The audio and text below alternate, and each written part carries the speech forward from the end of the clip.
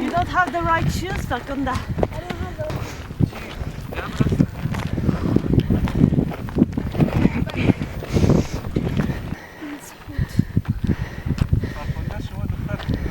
Huh?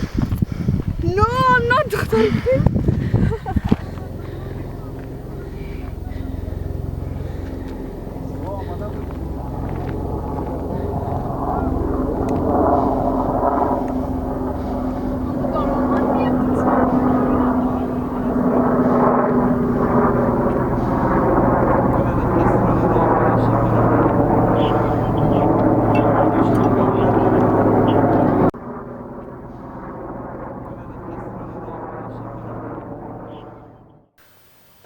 The photo here, it was taken before we got accepted. I mean, we were sending letter to UNHCR for getting refugee. It was just after the collapse of Taliban when this photo was taken. We were hopeless, you know, we were very poor. I remember the afternoon that we went and take this photo, and they were saying, okay, my mom was saying we need it for you, and we were gonna send this letter that someone was going to write for us. And then I don't know, I was like, there was this big thing over there, and then we had just this little, like a wire from that big thing for us. I mean, it's just this small glimpse of hope that was like shining that afternoon that we went and took these photos.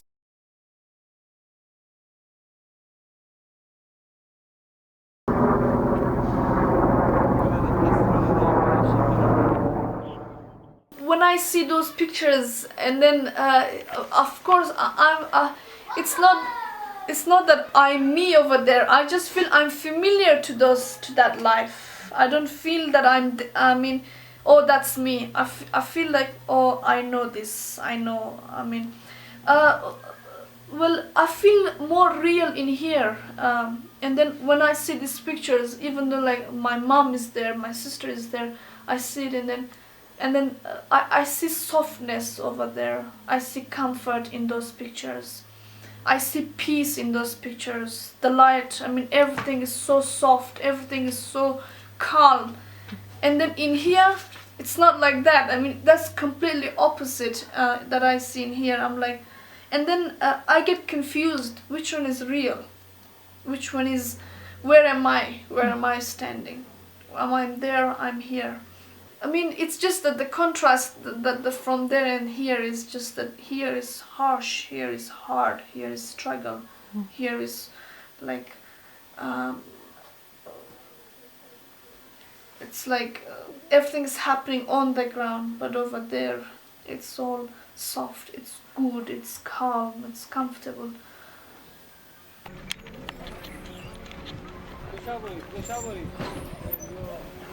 I can breathe more in here, you know. I can breathe more in here. I feel like I am physically over there when I'm there, but because I'm very much in here mentally, I'm very much in here, and then it's more better. I mean, to be on the field rather than thinking about it, you know.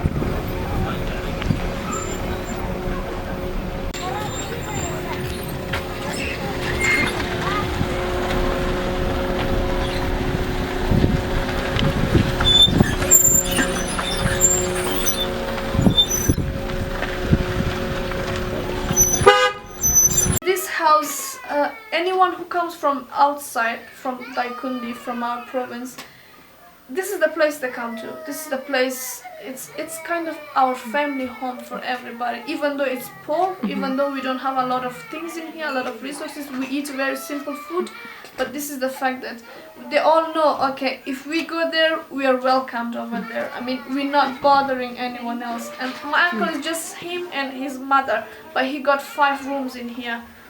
5 rooms in here just for the fact that other people can come as well. I can see a summary of my family here. Some of us are in Pakistan, Iran, Afghanistan, Europe, abroad, and here Like when you come here, you get to see a people from Europe, a family from Europe. You get to see a family from Daikundi. You get to see someone from Iran. Like all kind of but we are all kind of in one way or another. We are all related, whether it's very far relative or close relative.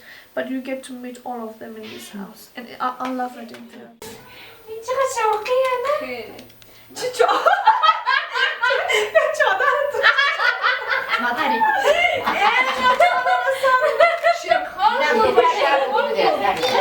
When I see these two old ladies, I mean, when I see them, I feel them, I mean, I sit with them, I hug them.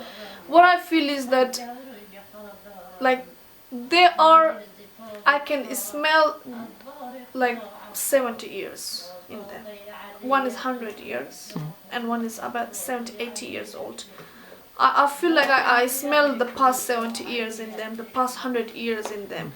When I hug my lion grandmother, I hug her and I feel this body has survived 100 years of life in Afghanistan. And now they have become so old that they are like a baby now. It's really good to have them at home because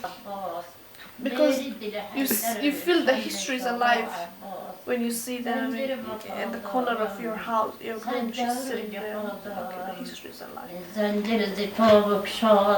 أضبار خدا عباس يا زادي علي يدركني يا قوة واضي علي يدركني.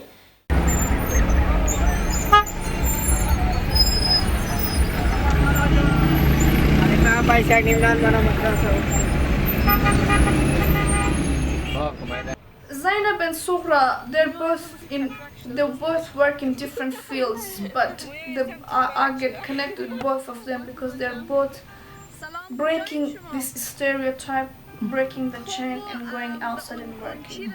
Zainab is an artist, but she's also very much interested in social issues, and then she writes all that.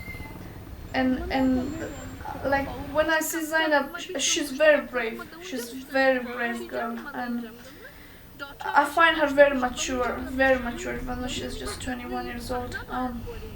Suhra, she's also working for our people. She works, especially her main focus is in Daikundi province for the women over there, for the girls, and then she's standing strong. I mean, I have seen her, she's like working all day for no money. She goes around in Kaboul for a lady to walk around. It's very difficult. She does that all the time. And then she says that this is what she wants to do. And she haven't got married, and she said she's not planning to get married. She doesn't want this work to stop. She wants to be independent and work.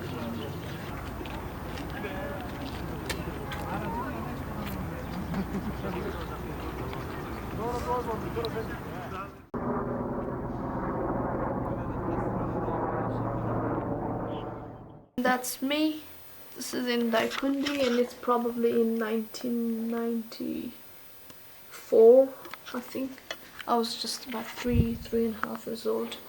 I was very naughty. I was very active and I was very naughty. But now that I'm thinking about it, I'm like, okay, I was this little girl in Daikundi.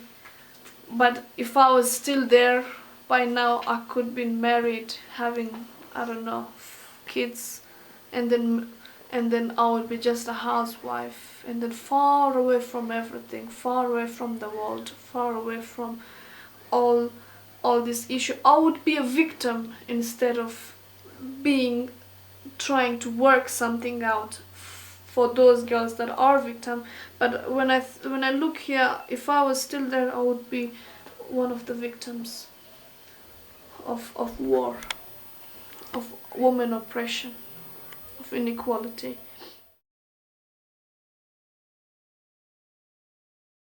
Kabul, from up here, when you see like it's like very deep, and then the mountains around the mountains are there standing, witnessing the war, witnessing the massacre that happened throughout these 35 years.